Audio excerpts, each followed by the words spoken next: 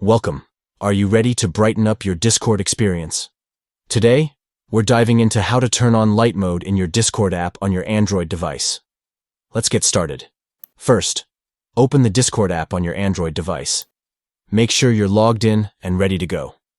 Once you're in, look to the bottom right corner of the screen and tap on your profile picture. This will take you to your user settings. Next, in the top right corner, you'll see a gear icon. Tap on that to access the settings menu. Now that you're in the settings, scroll down until you find the appearance option. Tap on it to explore the visual settings available. Here's the fun part. Look for the theme option within the appearance settings. Give it a tap. You'll see a few choices at the bottom of your screen. Select light mode from these options, and just like that, your Discord will transform into a bright and cheerful interface. And there you have it. Light mode is now active on your Discord app.